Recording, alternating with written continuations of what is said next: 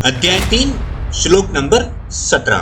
अब तक भगवान ने हर श्लोक में अपने कर्तव्यों को पालन करने के बारे में बताया है कि किस तरह से हमें अपने कर्तव्यों का पालन करना चाहिए, किस तरह से हमारी जो इस प्रकृति के प्रति जो ड्यूटी है, जो कर्म है, उसको करना चाहिए। लेकिन अब भगवान यहाँ पर बताते हैं कि किस पॉइंट पे आके आप अपने कर्तव्यों का पालन करना छोड़ सकते हो। अगर हमारे पास एक ही मंत्र या फिर कोई ऐसा सूत्र हो जो यूनिवर्सली एक्सेप्टेड हो कि कोई भी उसका यूज करे और जैसे उसको जहां पर चाहे उसको इंप्लीमेंट करे कि भाई हाँ, ये लाइफ है, ये करना पड़ेगा और ये करके हमें ये मिलेगा, तब तो ठीक है। लेकिन जब आप वेदों को खोल करके देखते हो, जब आप वेदों को पढ़ते हो, तो वहां पर अलग अलग चीजों के लिए आपको अलग अलग अलग अलग मार्ग बताए हुए हैं कि अगर आप ये चाहते हो तो आपको ये करना पड़ेगा, ये चाहते हो तो ये करना पड़ेगा, ये चाहते हो तो ये करना पड़ेगा। तो ऐसी कंडीशन में क्या होता है कि व्यक्ति कंफ्यूज हो जाता है कि अब हम ये करें कि हम वो करें कि हम करें क्या। तो देखो, वेदों में बहुत ही सूक्ष्म ज्ञान दिया हुआ है और जब भी कहीं बहुत ही सूक्ष्म ज्ञान दिया होता है तो उस ज्ञान की जो ब्रांचेस है, जो शाखाएं हैं, वो हर जगह फैली हुई होती है। यह बिल्कुल ऐसा है कि एक ही शर्ट के अंदर हम सब जने फिट आ जाएं, जो कि इम्पॉसिबल है। उसी तरह से वेदों में जो भी कहा गया है वो सबके लिए नहीं है। वेदों के हर श्लोक में अलग अलग प्रकार से अलग अलग चीजें की गई हैं जो हर व्यक्ति के हिसाब से अलग अलग हो सकता है, तो वो सबके लिए नहीं है।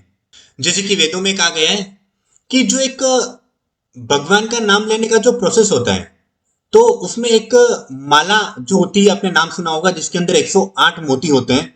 तो ऐसा कहा जाता है कि जब भी आप भगवान का नाम ले रहे हो तो उस माला को फेरते हुए और 108 जो उसके मोती है, तो 108 बार जो है आपको भगवान का नाम लेना चाहिए। लेकिन बहुत से ऐसे लोग हैं जो माला लेकर भगवान का नाम नहीं जपते हैं।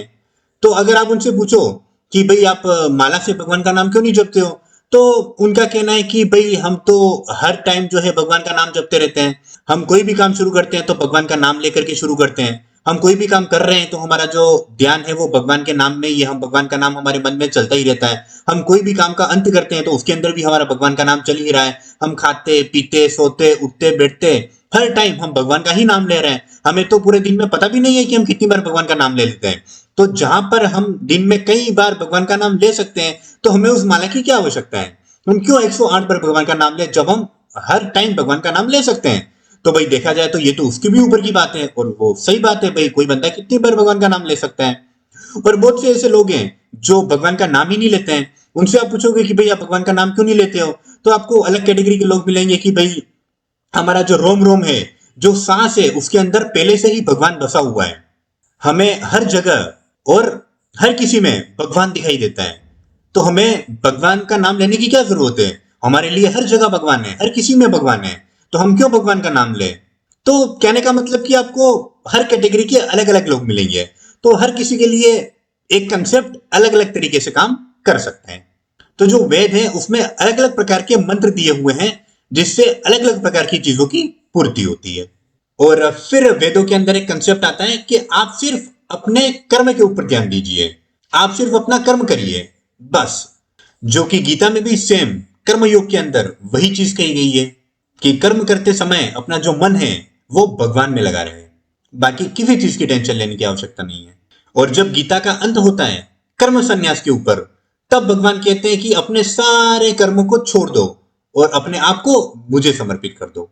तो एक ही गीता के अंदर अलग अलग प्रकार से बातें कही गई हैं।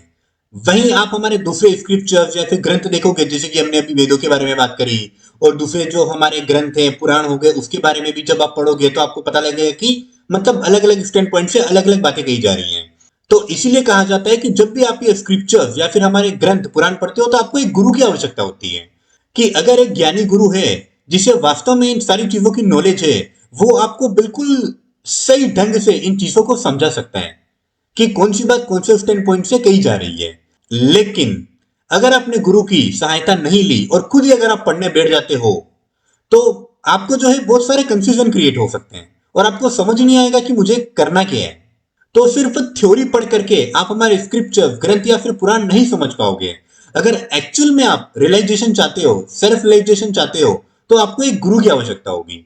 तो आपको कोई ऐसा गुरु देखना पड़ेगा जिसको उसकी बिल्कुल सही समझ और नॉलेज हो, ना कि वो सिर्फ पैसों के लिए आपको लूट रहा हो, या फिर ना कि वो आपको अपने जैसा बनाना चाहता हो या किसी के जैसा बनाना चाहता हो, बट एक्चुअल में अगर किसी के पास नॉलेज है और समझ है, तो आपको जो है उससे ये चीजें जान करके, समझ करके, और जब आप ये चीजें समझ जाओगे तो आपको है कई हद तक चीजें बहुत ही आसान हो जाएगी, समझना बहुत ही आसान हो जाएगा, और आपके जितने भी डाउट्स हैं, जितने भी आपके माइंड में क्वेश्चंस हैं, वो सारे जो है क्लियर हो जाएंगे, और आपको सारे स्टैंड पॉइंट धीरे धीरे समझ में आने लगेंगे कि किस स्टैंड पॉइंट से किस किताब के अंदर, किस बुक के अंदर क्या कहा जा रहा है, और वो क्यों कहा जा रहा है, और कैसे उसको अप्लाई करना है। तो एक बार अगर आपको थ्योरी अच्छे से समझ में आ गई तो आपके लिए प्रैक्टिकल इजी हो जाएगा, और अगर प्रैक्टिकल इजी हो गया तो आपके लिए सेल्फ रियलाइजेशन, जिसे हम स्पिरिचुअलिटी का एंड गोल कहते हैं, वो आपके लिए बहुत ही इजी हो जाता है। तो यहां पे अगर देखा जाए तो श्री कृष्ण अर्जुन के गुरु हैं, क्योंकि अर्जुन ने अपने आप को पूरी तरह से भगवान को समर्पित कर दिया है कि हे प्रभु, अब आप बताएं कि मुझे क्या करना है, मुझे नहीं समझ आ रहा है कि मैं क्या करूं। तो इस पूरे चैप्टर में आपने देखा होगा कि सिर्फ कर्म करने की बात की गई है, यानी कि अपने कर्तव्य का पालन करने की बात की गई है। लेकिन अब भगवान बताते हैं कि जब आपको सेल्फ रियलाइजेशन हो जाता है, यानी कि जब आप जान जाते हो कि ये दुनिया क्या है, ये सृष्टि क्या है, जन्म क्या है, मृत्यु क्या है, आप अपने अंदर की चीजों को भी समझ जाते हो और अपने बाहर की चीजों को भी समझ जाते हो, और आप इस प्रकृति की जो मोह माया है उसको भी समझ जाते हो कि किस तरह से वो हमें अपनी तरफ आकर्षित करती है और भगवान के मार्ग से हटा करके अपनी तरफ खींचती है। और जब आप ये चीजें धीरे धीरे समझने लग जाते हो, जब आप ये समझ जाते हो कि पत्थर और सोने में कोई फर्क नहीं है, दोनों सेम है, जब आप इस लेवल की अंडरस्टैंडिंग समझने में आ जाती है, जहां पर आपको करने के लिए कुछ नहीं रह जाता है, जहां पर आपको समझने के लिए कुछ नहीं रह जाता है, जहां पर you sit and observe everything with peaceful mind, you observe what is God, what is world, you observe everyone, you observe anything as it is without any filter. So now you are connected with God and you have not do duty to anything or everything.